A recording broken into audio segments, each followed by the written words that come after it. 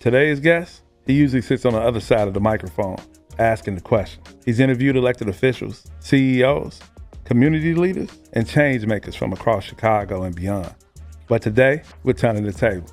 Cory Thames is the president and CEO of Thames Strategies, a public servant, entrepreneur, civic leader, strategist, mentor, author, event curator, and host of In My Own Words.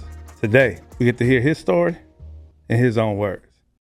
As I said in your bio, you've interviewed the who's who in Chicago and beyond. Why did you decide it was time to finally share your story? You know, I think it was time, right? Like, I had folks like yourself and others that constantly ask, you know, you're interviewing all of these folks, but when are you going to finally tell your story?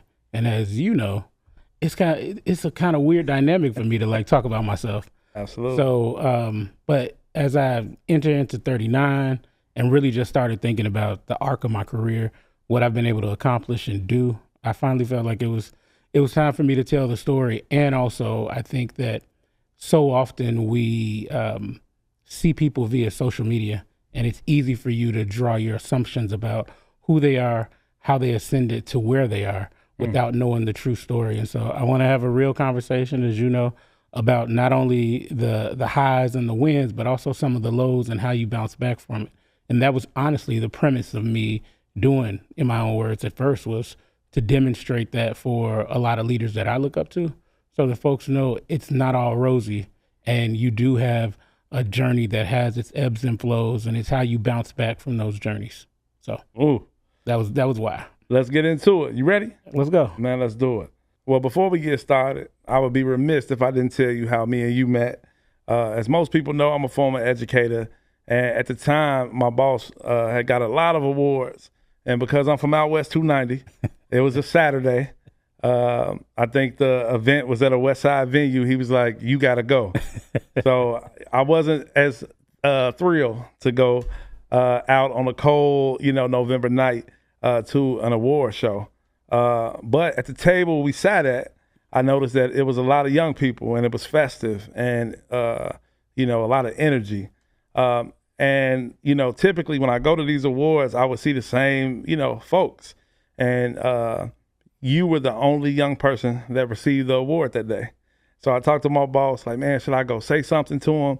Should I go ask him? Would he come to the school? And one thing led to another. You said, hey, we're busy right now, but I'd love to come by, and I'll reach out to you in the next few weeks. And you did. I remember we went out to lunch at the Dearborn, and I'm not sure if you remember what you asked me, though.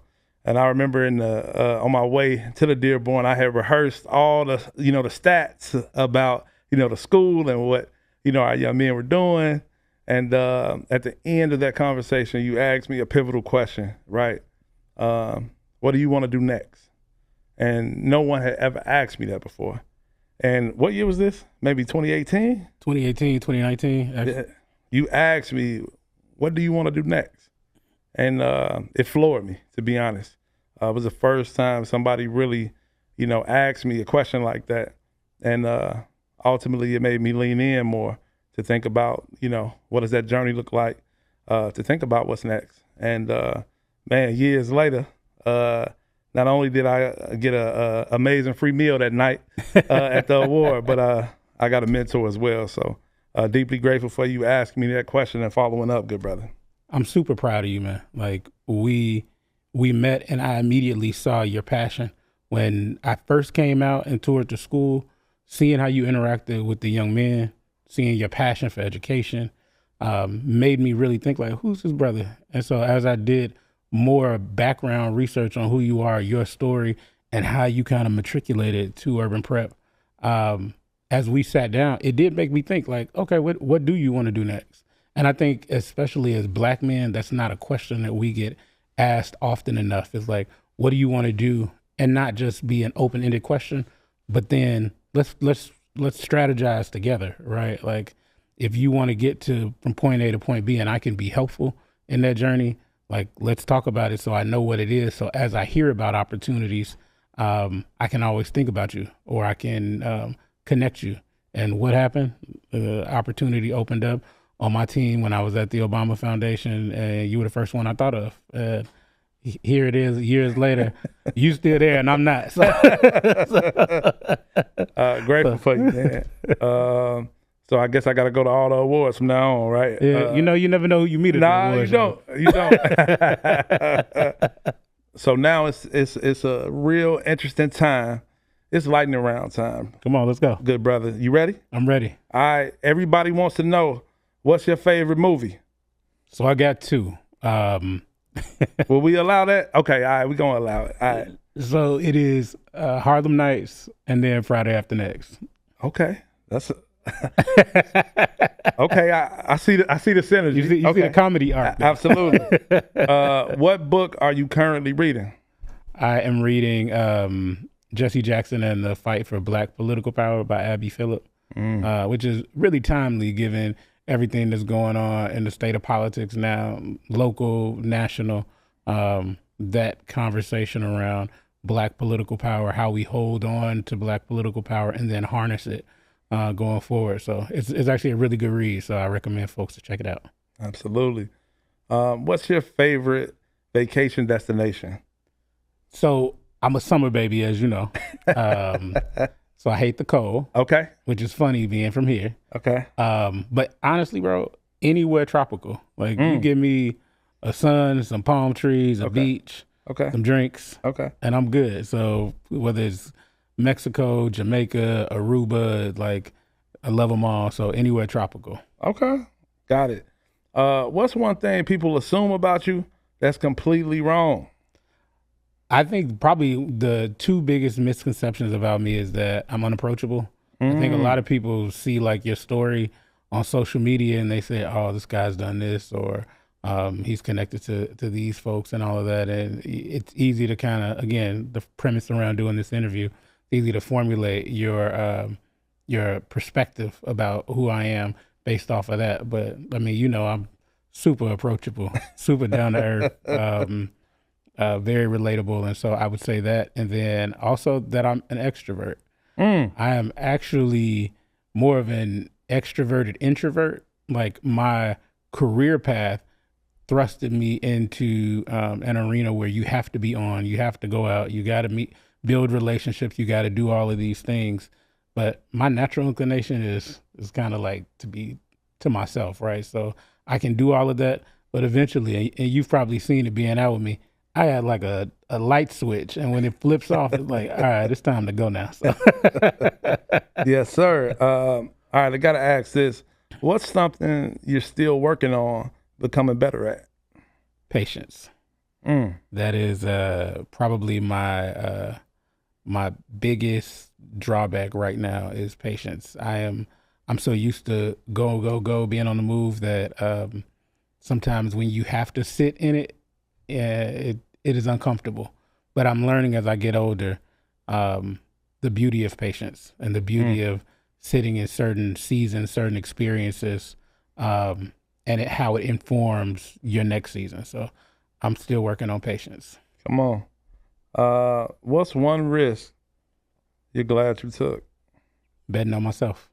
I bet on myself in literally every arena, whether it was, going to college, kicking off my career, going out on my own, starting my firm, starting different avenues, writing a book, starting this show.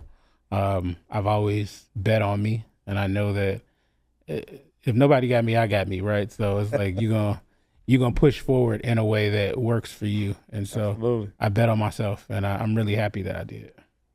Okay, and last but certainly not least, and then we're gonna let you off the hot seat. What's the hardest thing you've ever had to do? Betting on myself.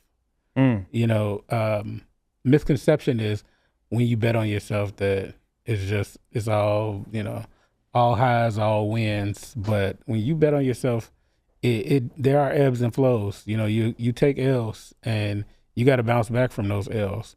I have no regrets in anything that I've ever done. I'm really, really proud of the work that I've been able to do, really proud of the things I've been able to accomplish. But betting on yourself comes with its challenges. I know we'll talk about it in the interview, but It was the hardest thing, but also the most gratifying thing, I would say, is betting on myself. That's awesome. All right. It's time to get into the interview questions. You ready? Let's go, my brother. All right. Let's start at the beginning.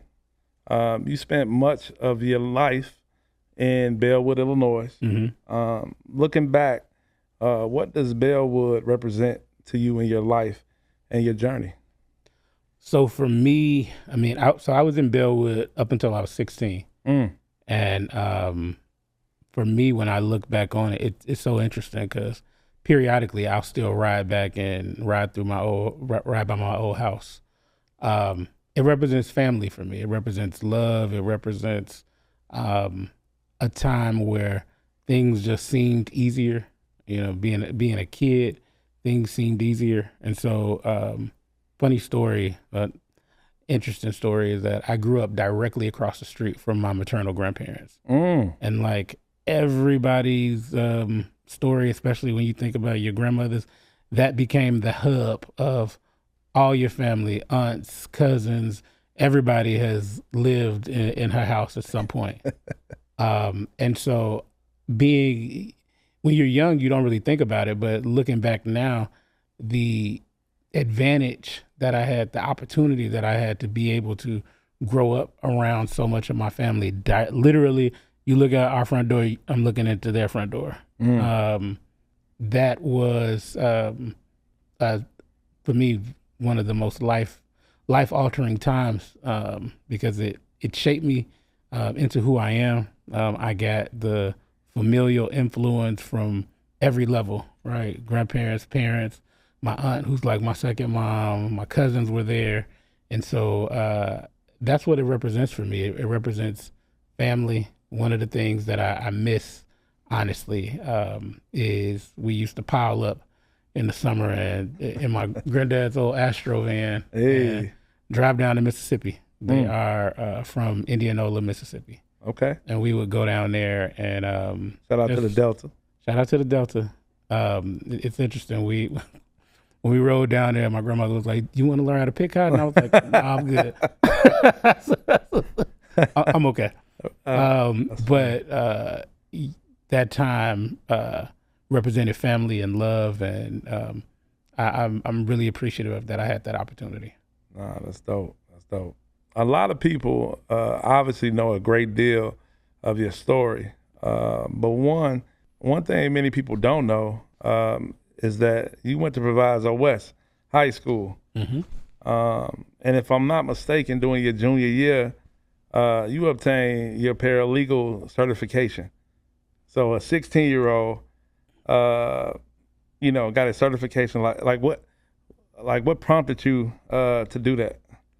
It was a blend of things, honestly. So early on, I got enamored by law. Part of it was me watching Fresh Prince. Okay. So the idea of being an attorney, being a judge, you're seeing, even though it's obviously TV, big, beautiful house, successful family, all of that. I was like, I want to do that. Yeah. My mom will also tell you I've always had a smart mouth too, so it was like kind of natural that I would like transition into law and litigating, and so I always wanted to be an attorney. And so as I got older, my mom was always big on, okay, let's make sure you have some type of certification so that when you go to college, because college was not an if for us. It was, between my mom, my grandmother, my aunt, it wasn't if you were going to college, it was what college are you going to? And so they wanted to make sure I was set up to be able to navigate into the legal arena and also have a leg up so that as I'm competing with other folks, I have a background and experience in it. And so we looked up at the time, the local community college, Triton College, had a certification program to be a paralegal. And so I went and I talked to the professor who, if I'm being honest, told me he did not want to let me in the program. I had to really convince him to let me in the program. He thought that as a 16-year-old, I wouldn't have the wherewithal and the attention span to be able to sit in a adult learning program and go through the certification course. And so I begged him to get in.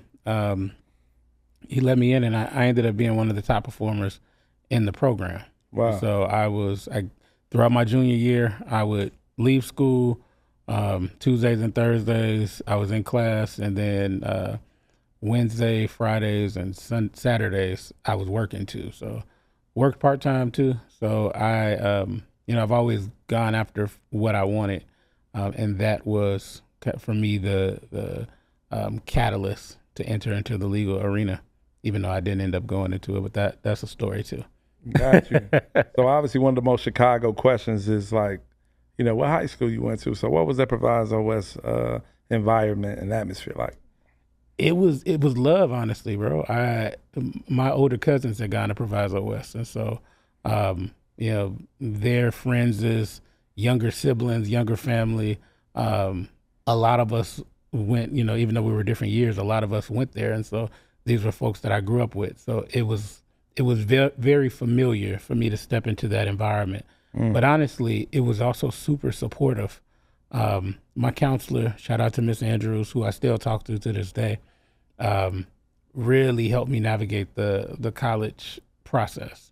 My family didn't know a lot about the college process, doing financial aid, doing this, doing that. And so she really helped navigate that, helped me get my application fees waived. But it was a really supportive environment for me, and it gave me the support I needed to be able to transition out into college life and beyond. So after finishing high school, you spent 1.5 years at a community college before transferring to the University of Illinois at Chicago and ultimately finishing up your bachelor's in political science from Southern Illinois University in Carbondale. Talk to us a little bit about that journey, what ultimately led you downstate, and how did your educational journey shape your career trajectory? So after I graduated high school, I finished in December. I didn't walk until June. And so that spring semester, I went to Triton College. For me, I figured, all right, I'll start early. When I transition to college full-time in the fall, I'll have a semester's worth of credits under my belt, coupled with the fact that I had an internship. And so me being a certified paralegal at that point, my counselor at the time told me about this guy who was the board president for the school district. His name was Chris Welch, who happens to be the speaker at the Illinois House right now. But at the time, he was just the president of the board, and he was an attorney. And so she said, he's an attorney. You should reach out to him and see if he'll give you an internship. And so I cold called him. I had never met him before. Didn't know anything about even how to pitch myself, right? And so I cold called him and I said, my name is Cory Thames. I introduced myself. I told him about me finishing the program, that I was a Proviso West graduate, and that I wanted to be an attorney. And I was wondering if he had an opportunity for me to intern with them. And so he met with me, was impressed, and he gave me my first internship right out of high school. I gave that as an important point in my story because what I learned quickly is that I did not want to be an attorney. While I think that law is a really imperative field, it's very lucrative, depending on the field that you're in.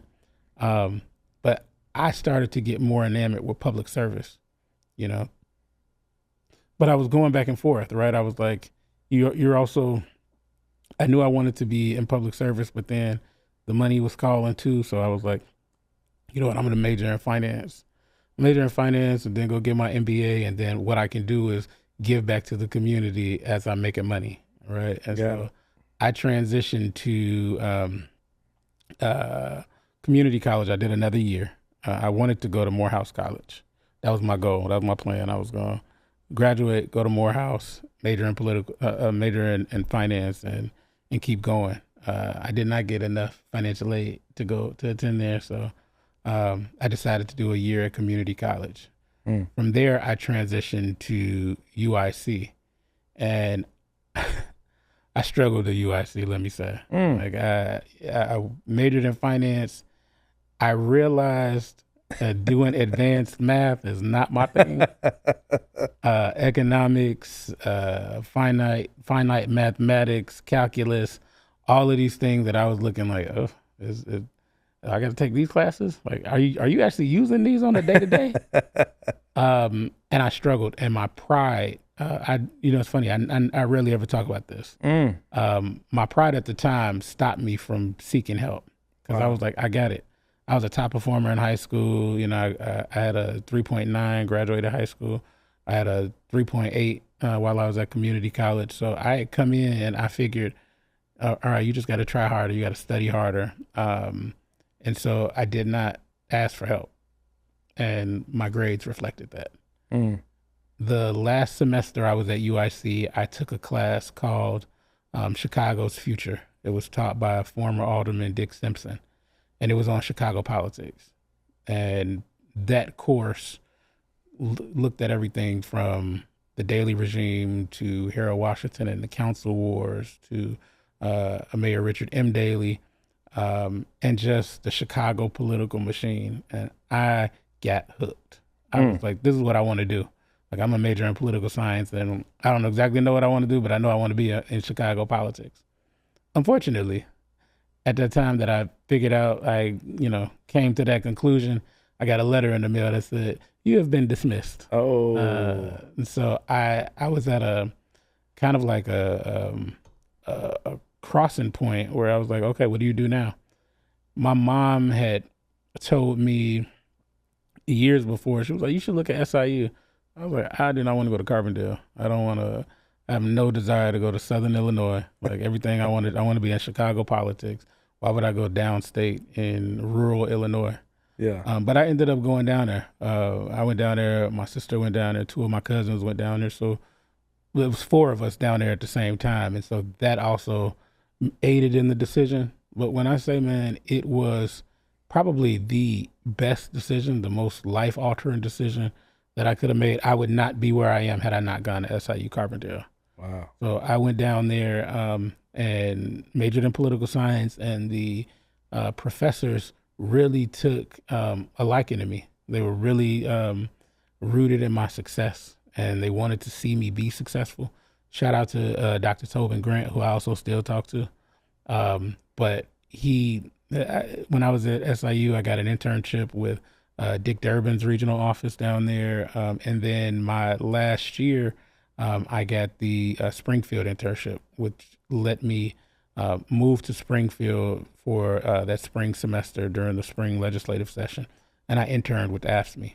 And so by the time I graduated, I had multiple internships under my belt, a renewed sense of politics. I still didn't know exactly how I wanted to go into it. I think what a lot of people don't understand is that there are opportunities outside of just being an elected official. Mm-hmm. And so, you got a lot of leaders at every level of government. And for me, it just opened up the breadth of opportunities to what those roles were. And so at that juncture, I was like, all right, now that I finished, what's next for me? How do I transition into Chicago political life and full-time working? So, wow.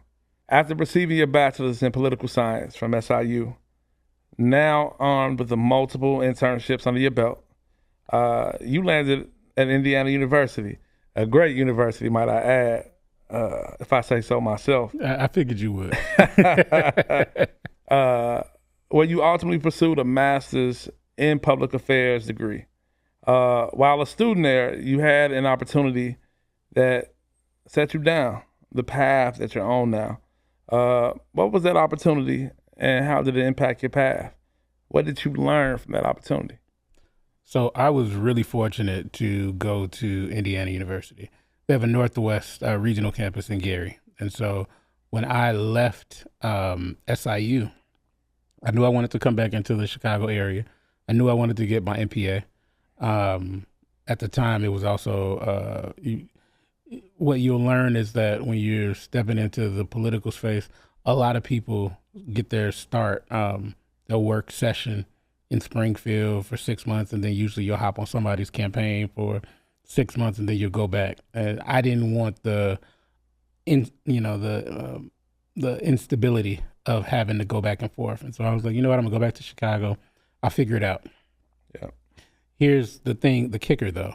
When I was in college, I worked 2, sometimes 3 jobs, and so to help put myself through school. And so sometimes, at some point, my GPA took a hit. Mm. And so when I graduated, trying to find the right school to get into was a lot more of a challenge than I thought. Got it. And so I remember finding IU's program, and I went and spoke to the program manager at the time. Her name is Sandra Hall Smith. And I was blowing her phone up because I wanted to get in the program. And she finally said, I remember, she was like, come in and meet with me. And so I came in there and she was like, I had to meet this boy that has been blowing up my phone about this program. Yeah. And, I told her, I was like, here's I went through my life arc. I told her the reality of like the situation I was in. She was still, despite the fact that I didn't have the 3.5 GPA that they were typically looking for. I had been a certified paralegal since I was 16. I had got my bachelor's in political science. I had multiple legislative internships under my belt.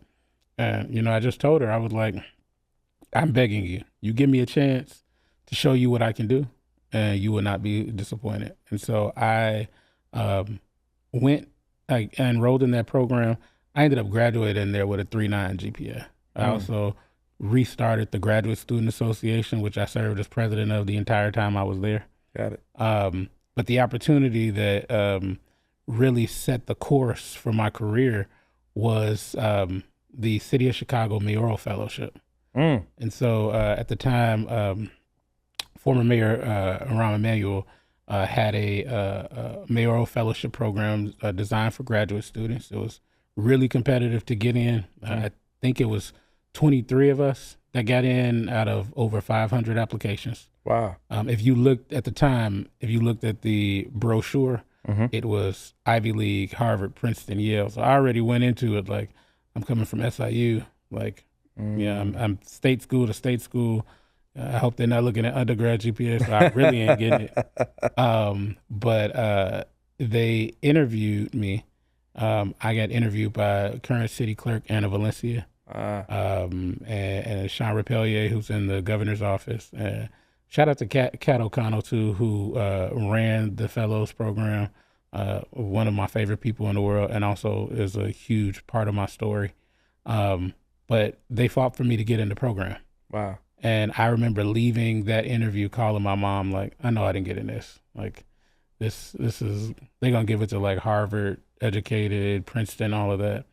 And I ended up getting the call to start the program. And I remember probably a weekend, one of the senior staff pulled me to the side and was like, I don't know what you did, but Anna Valencia, who was a junior staff at the time on the government affairs team, went into the consensus room and was basically like, this is my guy. I dare you not to let him in this program. He needs to be in this program. Wow. And I used that as an opportunity to build the relationships that I needed. A lot of my, the other fellows in the program, that some of the most brilliant minds that I've ever met, let me say, and everybody's doing amazing things. Yeah. I was kind of looking at it twofold. I was like, all right, I have this experience and love for education policy and public safety policy, but I also know that Chicago is a city built on relationships. So I need to work my way through the mayor's office, building relationships, asking people for coffees, asking people, for advice. And those relationships I still have until this day. Folks like Mark Payne and Tower Mitchell that sat down with me, looked out for me, became not only mentors but friends, and really helped me navigate the City Hall space. Wow. Took me to events with them, introduced me to folks, and that experience, one, only reinvigorated my love of politics and government, but also set me down a course into public service further. Wow. So from there, your career blazed. You went from the mayor's office to the city clerk's office. the Obama Foundation, the Chicago Department of Aviation, and the Business Leadership Council. Looking back, each stop seems to have prepared you for the next. At 39 years old, as you think back, big 39, what do you credit as the secret to your success? What did each chapter teach you? And was there one experience that fundamentally changed how you think about your leadership? What do I credit as the secret to my success? I would say unwavering faith in God and walking in the purpose that He set for my life. I would say a resilience to weather any storm that's been thrown at me. You know, I've had a lot of ups and downs over the course of my career, life and career. And the ability to weather those storms has been instrumental. And it goes back to obviously being rooted in faith, but having that kind of foundational resiliency to be able to navigate those different experiences. I would also say I'm passionate about what I do. Like everything that I touch are things that I'm really passionate about, things that I want to see forward movement in, things that I want to be impactful in. And honestly, as I get older and I think more about legacy, I look back over the arc of my career, what I've been able to do, and how I hope that the small roles that I played in each step of that journey added in those entities being able to be moved forward. I mean, look, I don't take for granted the fact that I know that my story has been one that is not the norm, right? I don't come from a political family. I didn't come from wealth. I really started from the bottom and worked my way up, right? And so to be able, as you read the list of like the organizations that I've worked for. You need me to read them again? No, it's cool. But Mayor's Office, Chicago Department of Aviation, Obama Foundation, all of those things. It's amazing that I was able to step into those roles. It was even more amazing that I was able to open the doors for other people. If your question was there a defining role that I look back on? It was probably my time at the Obama Foundation. I had been in South Shore at that point for 6-7 years. I had served as the community rep for the local school council. I was on the South Shore Chamber of Commerce's board at the time. I want to say at that time I was the vice president. And so it was my community, right? I had been there. I had become rooted in it. I had built relationships. It was my home. And so when I had the opportunity to go to the Obama Foundation, of course, the day-to-day work was to create this living embodiment that is now the Obama Presidential Center to commemorate President Obama's life and career, and obviously him becoming the first Black president.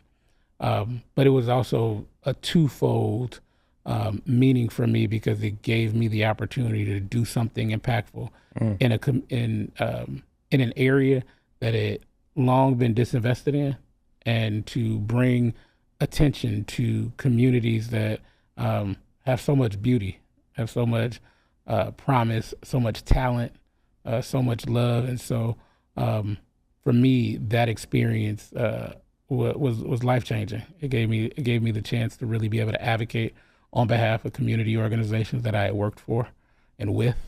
It gave me the opportunity to create connection points for organizations that would then be able to take those connections and blossom doing whatever whatever work that they were doing. But it gave me the opportunity to lean into something that will be around forever.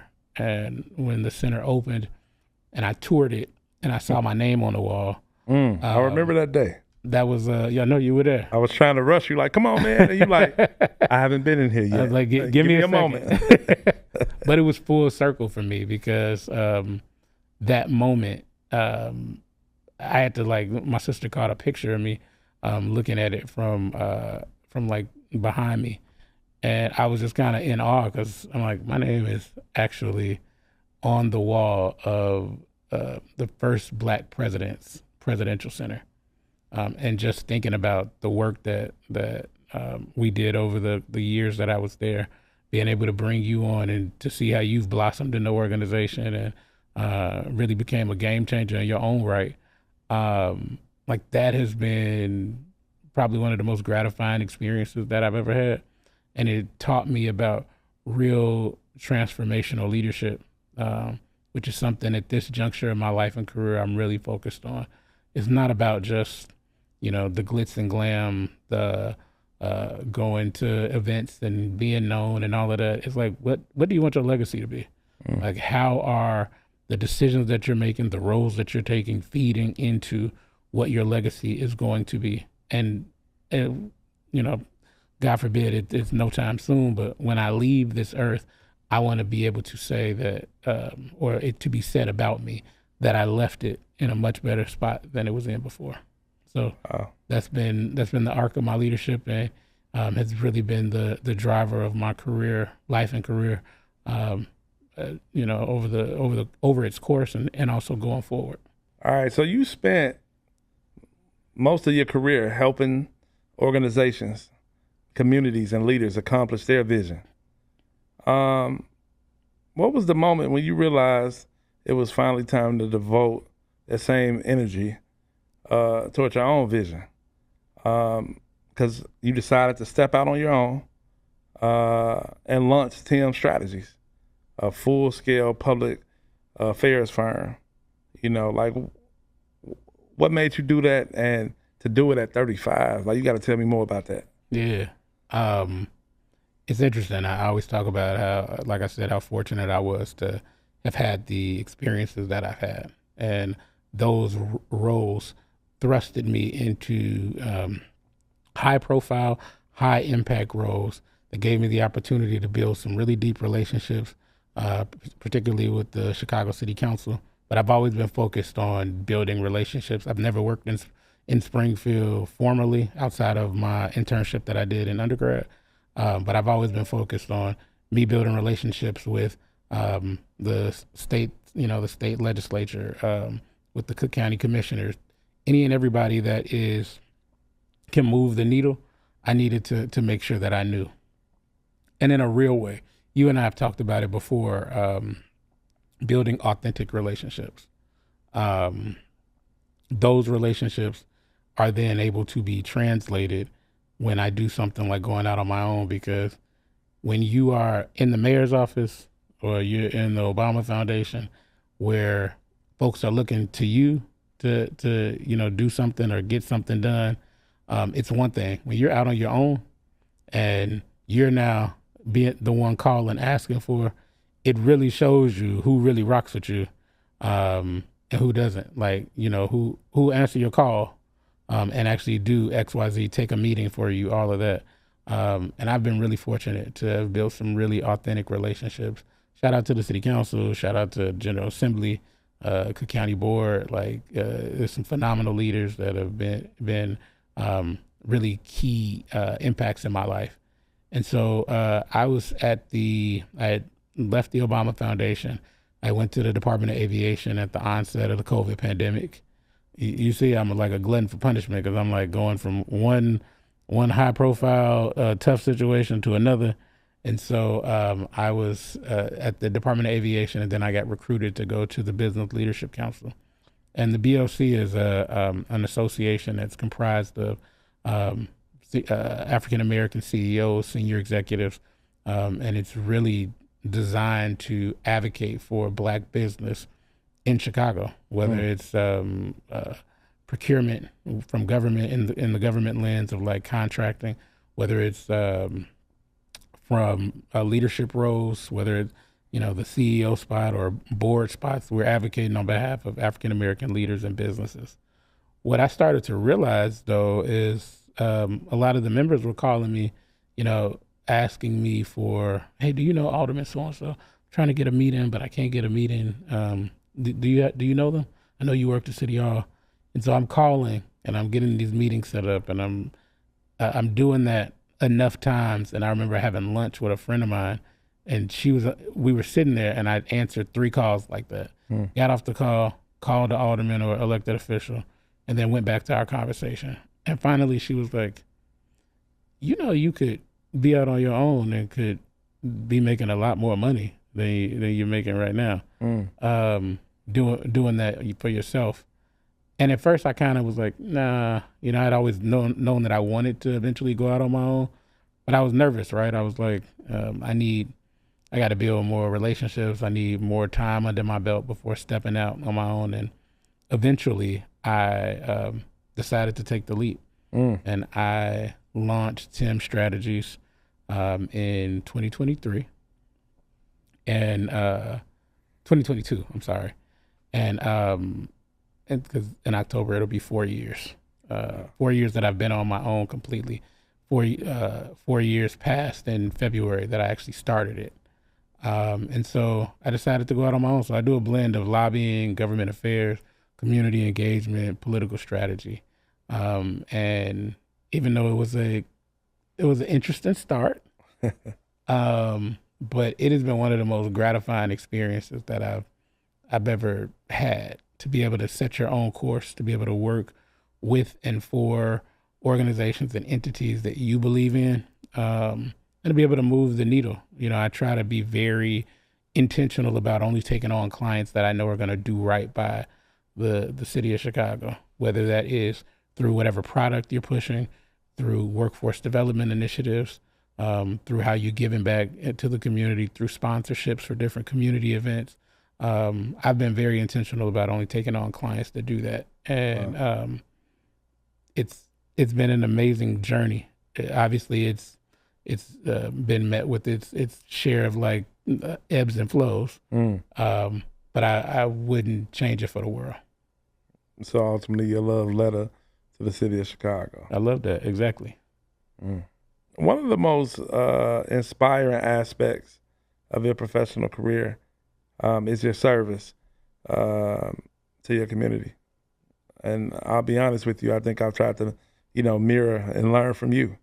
Whether mentoring through multiple organizations, serving on multiple boards, many in leadership capacities.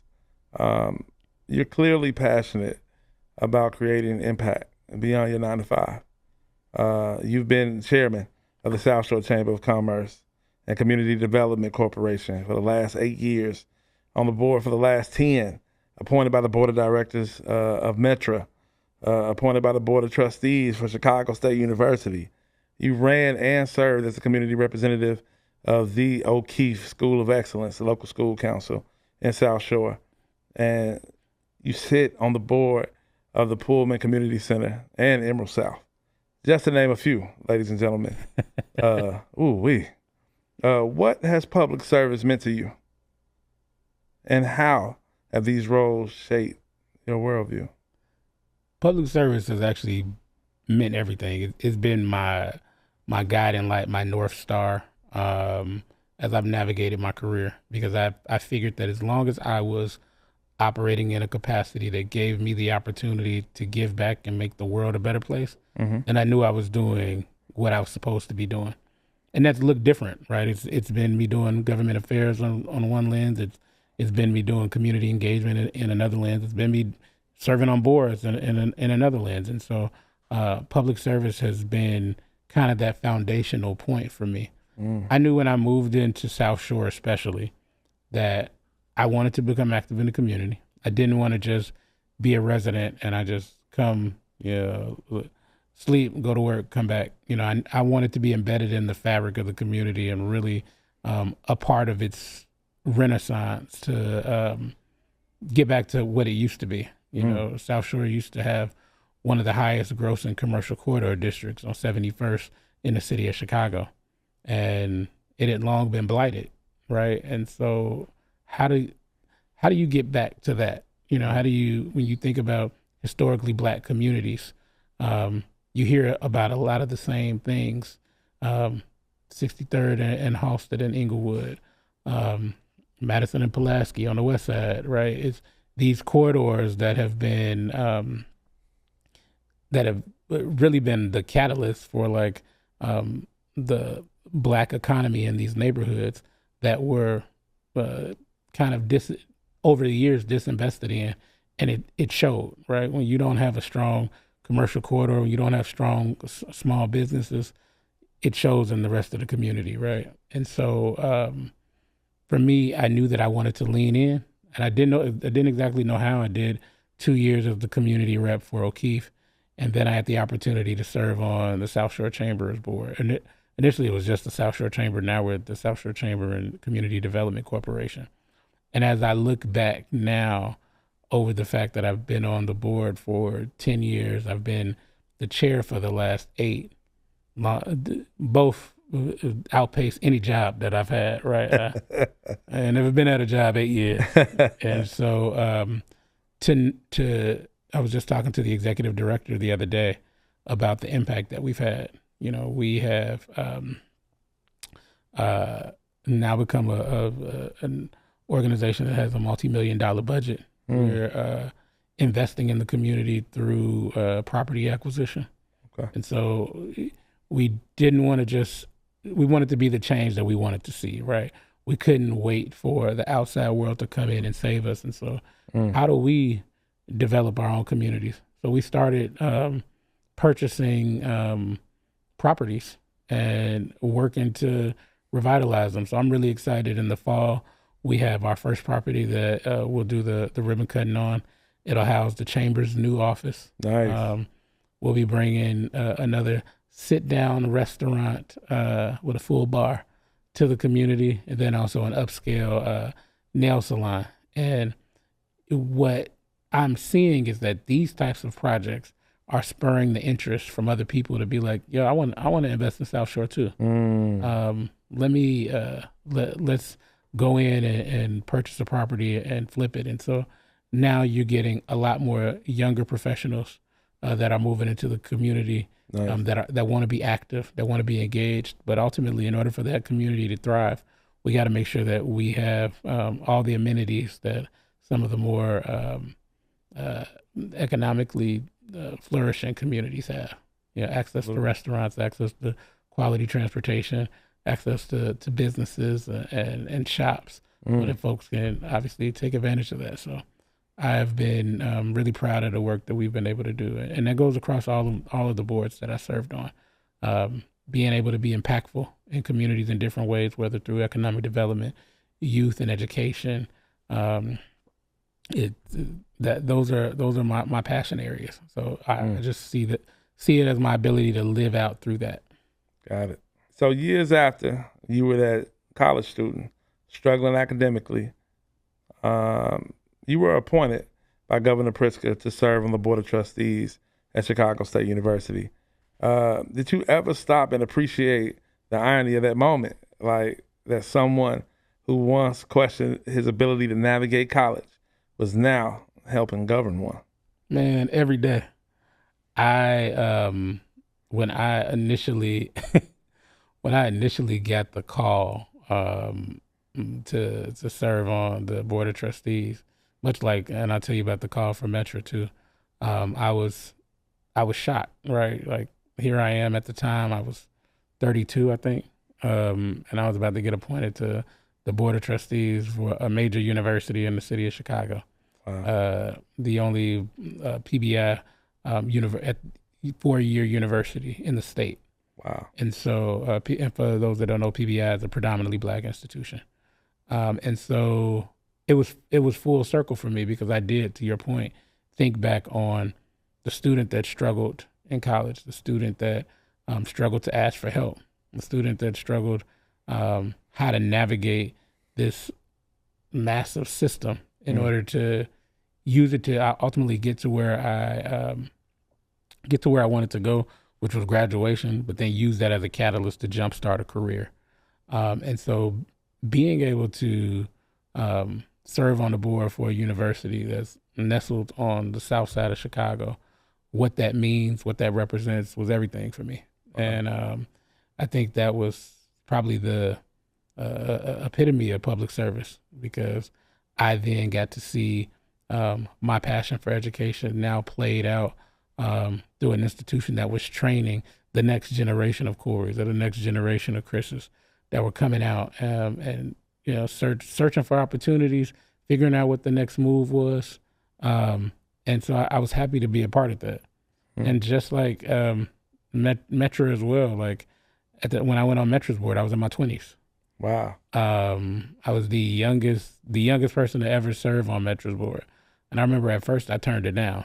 When I got the call initially to serve on it, I was like, nah, I think, I don't have a background in transportation. And I don't want to, I don't want to be a bad representation for the city. I also don't want to be a bad representation for myself. Yeah. Because you looked at the board makeup, and it was like all of them were much older than me, but former executives in the rail industry, former executives for CTA, for all of these folks that have put in decades of time and service into the transportation space. And here I am coming, and it's like, you don't know nothing about transportation.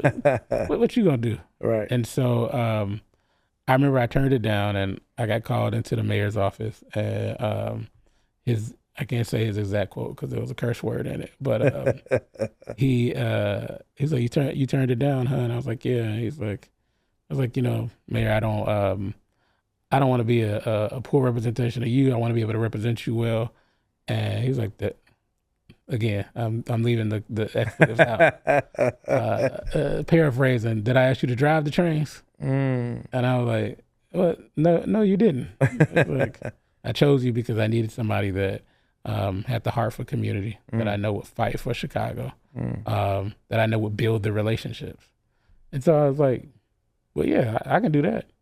And so I went in and I really worked to build the relationships within the Metro system. Wow. Which was challenging because at the time, the city of Chicago was not the strongest revenue generator for Metro. They got the majority of their revenue from the suburbs. And so when you're on the board and you're fighting for investment in stations, when you're fighting for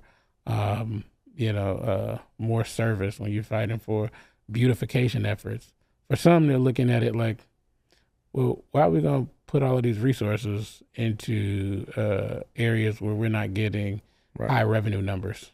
And so I had to work and navigate the system effectively. What I do now, lobby, inviting them out to South Shore in particular, or others. I remember I invited soon to be a U.S. Senator, Juliana Stratton, at the time she was Lieutenant Governor, on a tour. And she got a chance to also see some of the differences in the stations. And so from that, I'm really proud that we got some big projects off the ground. One of the things that I really advocated for during my time there was a new station for Chicago State, which is now open. And so I'm excited about that. But this is public service is hard work, but it's incredibly gratifying. You just gotta have the grit and the resilience to push through. But I know that the work that I'm doing is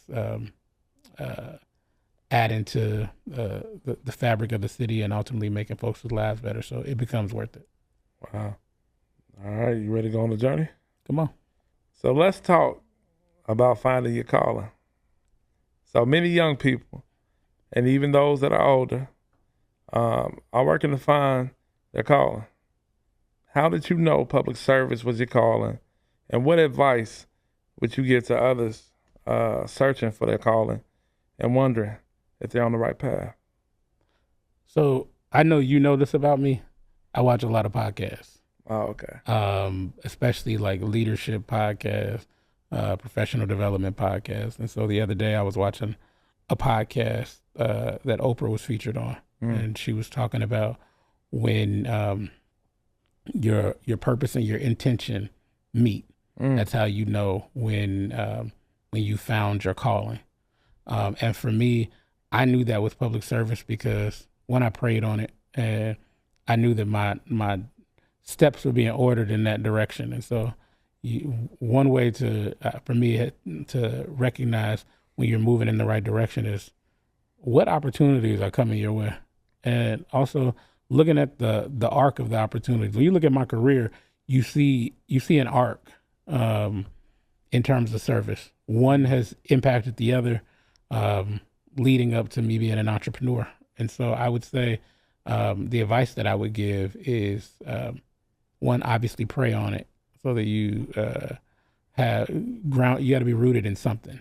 You know, I'm not here to be overly religious because people have different religious practices, but being rooted in something, praying on it, to whoever that may be, is one piece. But then also being intentional about what is it that you want to do. I'm a huge advocate of writing out my goals, not just speaking or thinking about it.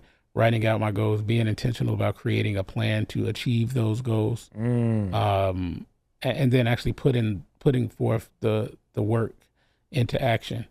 A different podcast, but Oprah was also on it. She was on Keke Palmer's podcast, and she was talking about how a lot of young people now are like, you know, they're 21, 22, and like, you know, I got to work, but I got to find a work-life balance. Yeah. And she's like, you ain't going to get no work-life balance. It's like, you 22, it's not designed for you to have work-life balance. But especially for the younger ones, grind. Like, grind. Like, obviously, you want to enjoy your life. You want to, you know, appreciate the moments. Don't overwork yourself to the point that you're no longer happy or, you know, you start to have health challenges. But like that's your moment to grind. I grinded. I still grind. It's a different grind now at this juncture of my career. But I still grind every day because being an entrepreneur, you don't grind, you don't eat. You don't have clients, you don't eat.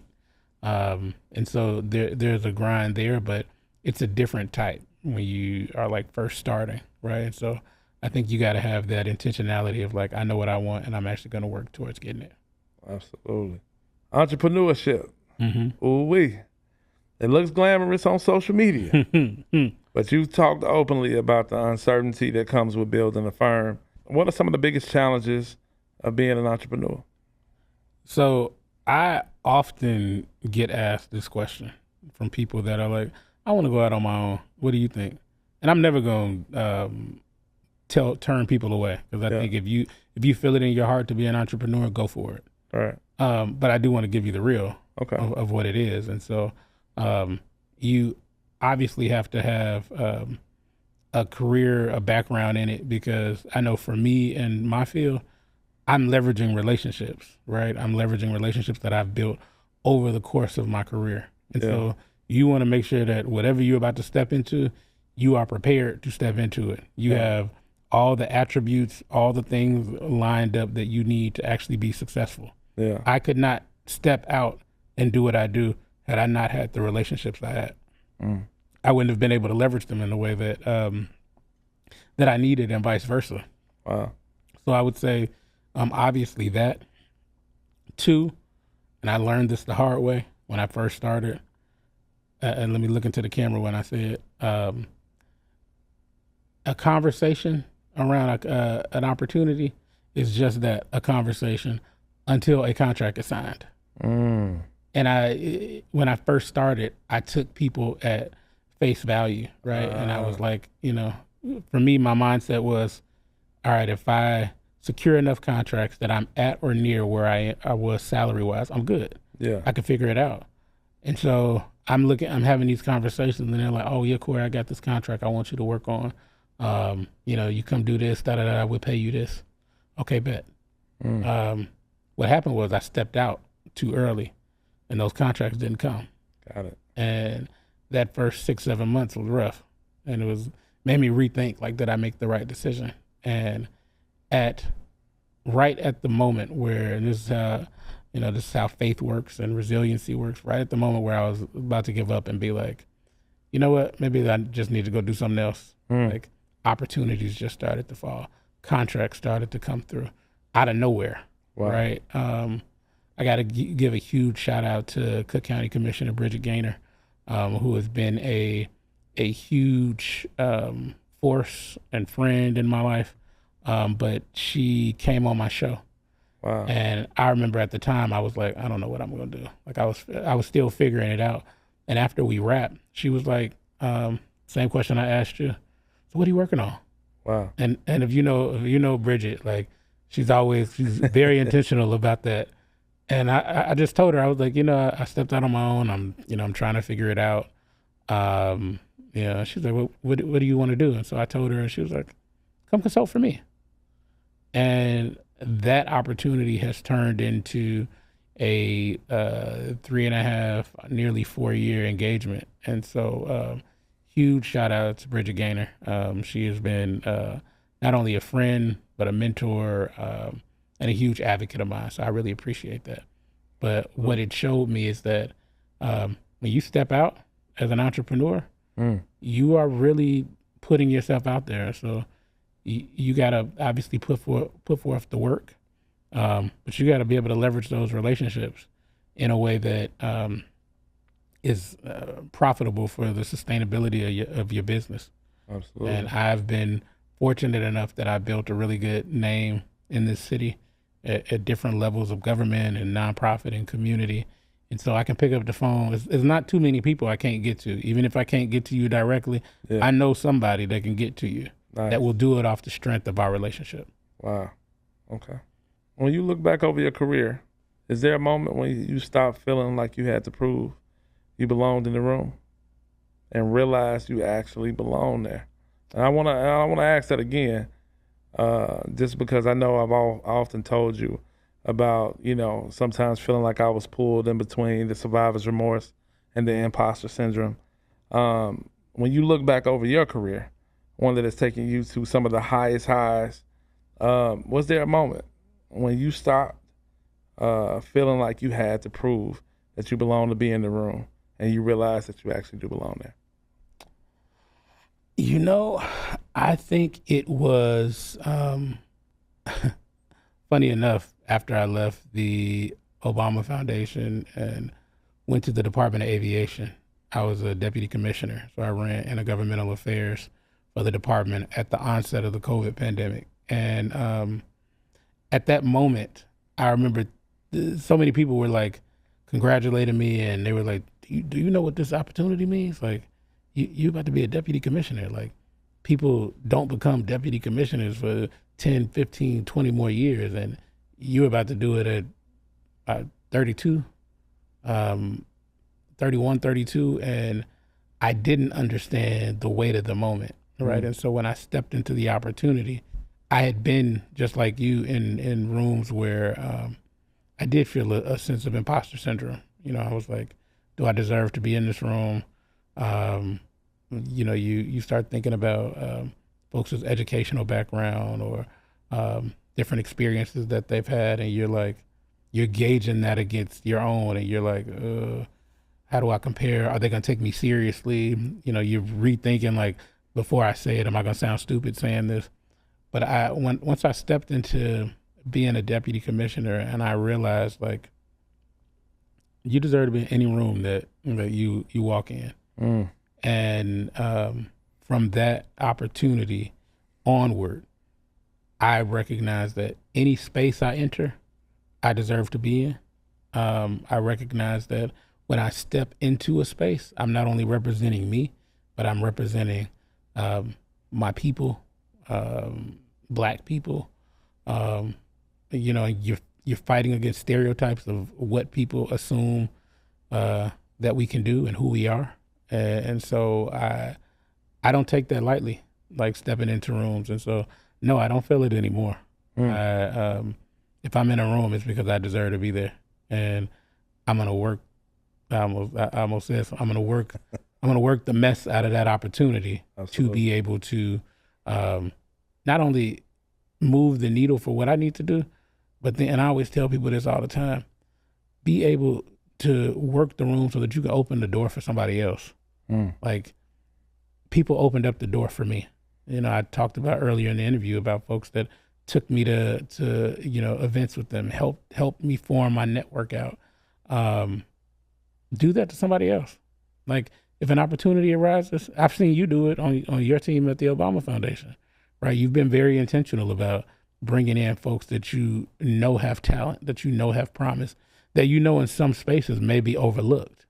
But these are bad brothers that are doing their thing, and so that's the opportunity that I want to do, that I want to have for.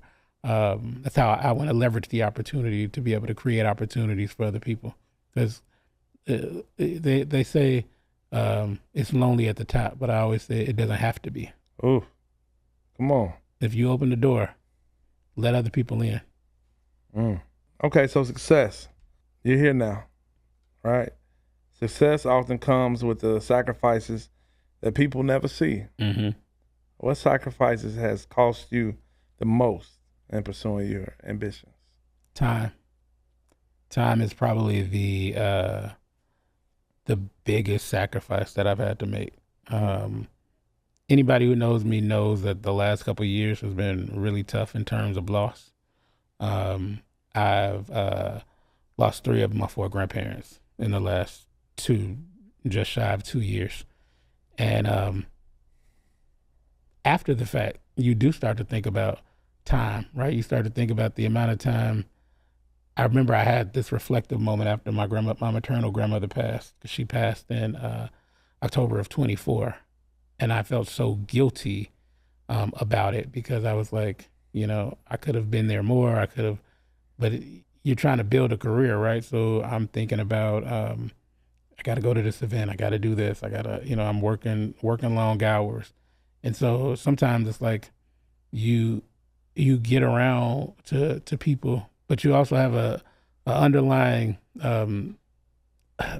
assumption, but also it's a misperception, like that folks will always be there. And so, and my family knows that I love them.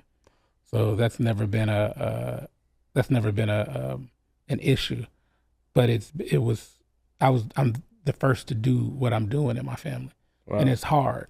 Wow. It's been a hard journey of like navigating these spaces and doing all of these roles. I don't want to like gloss over like the roles that I've had have all been challenging.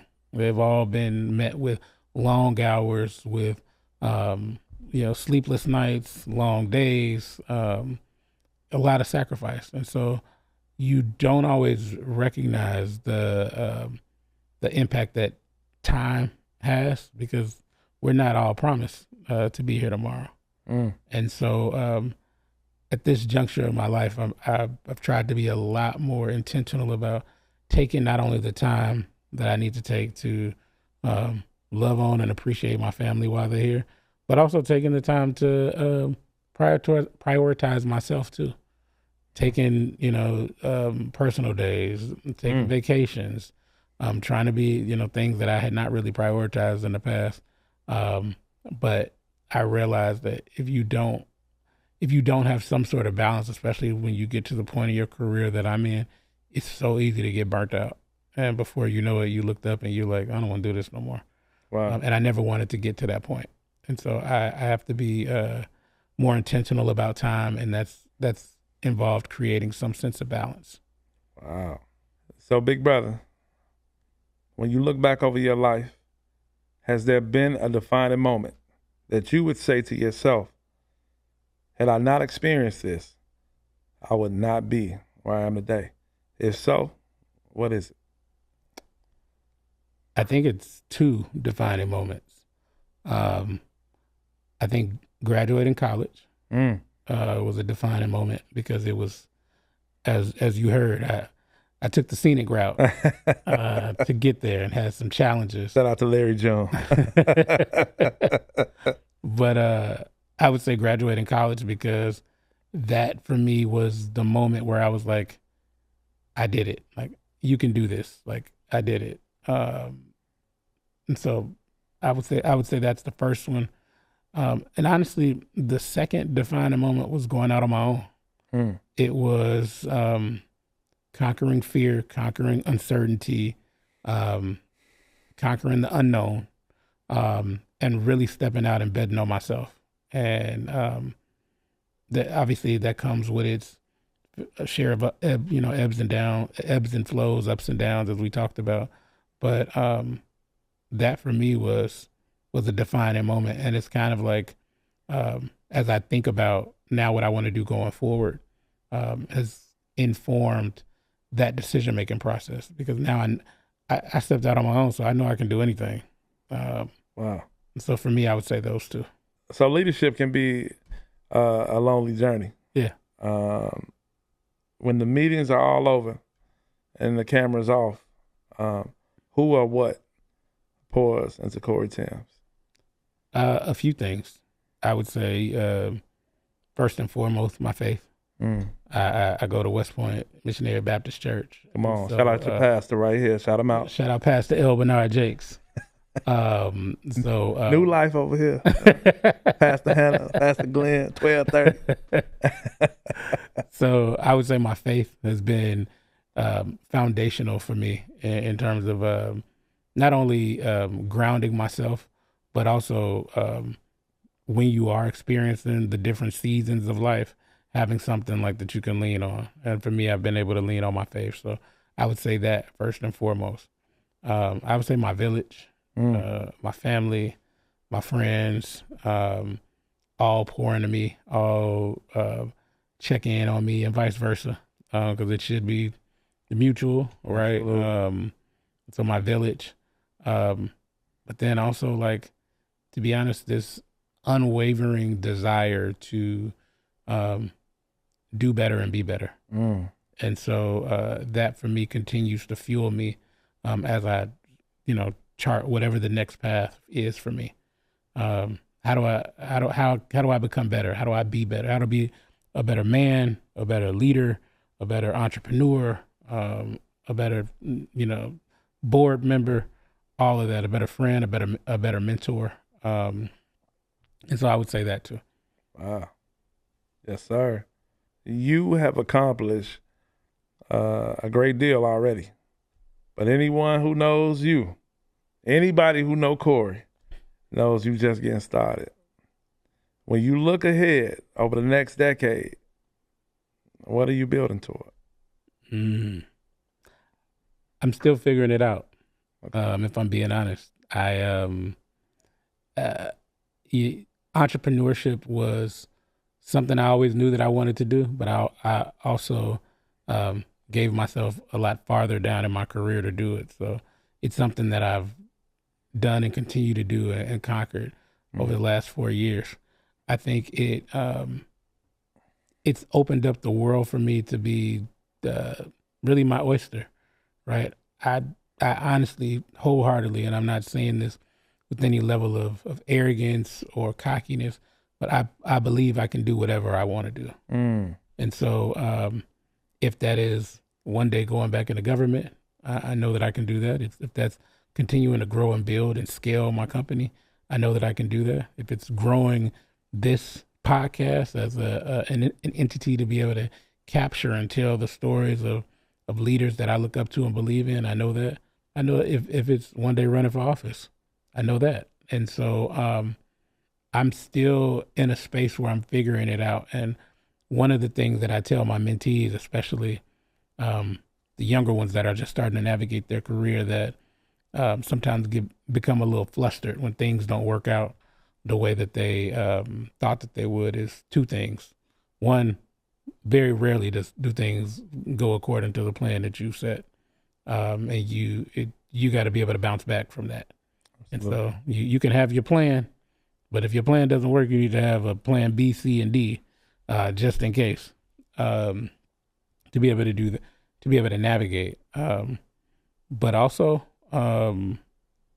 the resiliency to be able to keep going.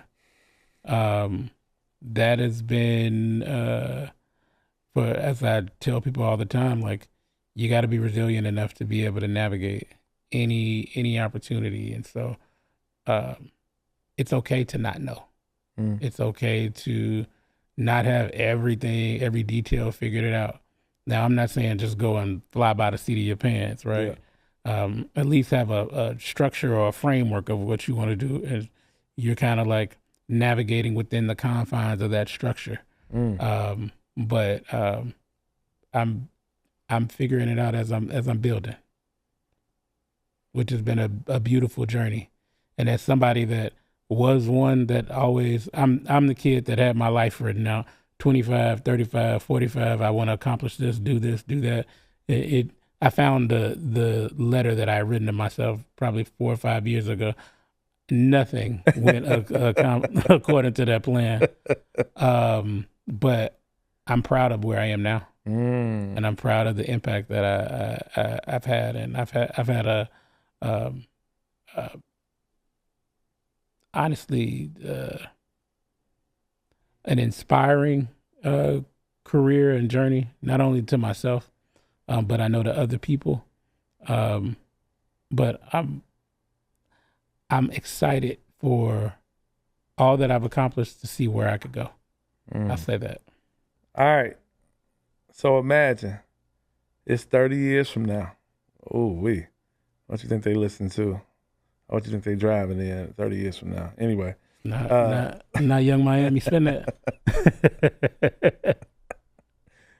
People are reflecting on your life 30 years from now and your career. What do you hope they're saying? That's a good question. I hope that they will say that my life was a testament to a life well lived. I hope that they will say that I gave just as much as I received.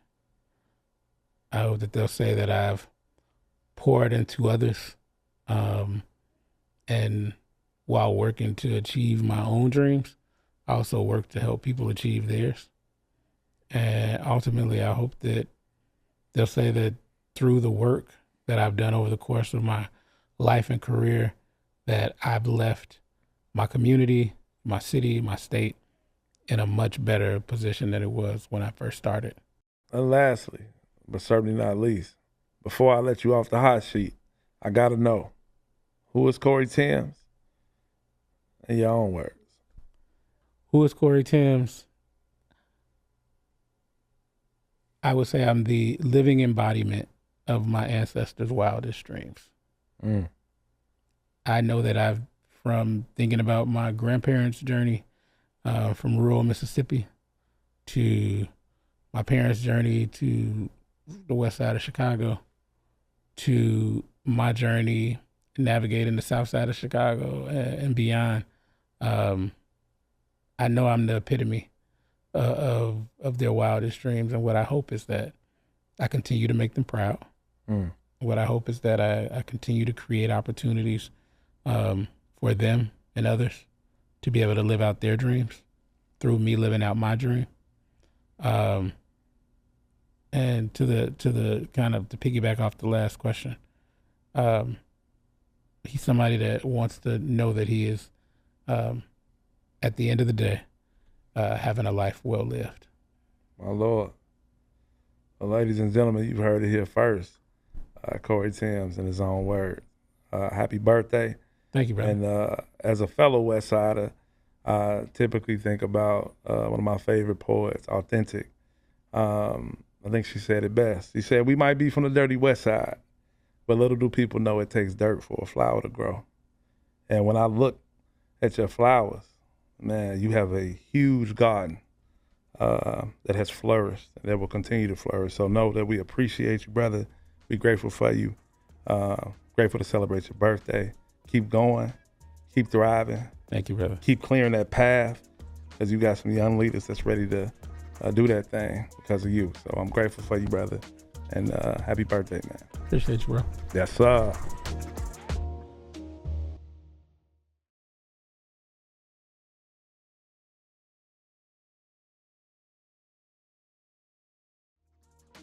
This episode of In My Own Words is brought to you by Thames Strategies, a Chicago-based, full-service public affairs firm delivering solutions that are results-driven and people-focused. With over a decade of experience, their expertise spans crisis management, government affairs, grassroots community engagement, strategic communications, and political strategy. Whether you're in the private, public, nonprofit, or political realm, Thames Strategies creates solutions that move communities forward. This episode of In My Own Words is brought to you by Every Kid's a Superhero by Cory Thames. Available now on Amazon.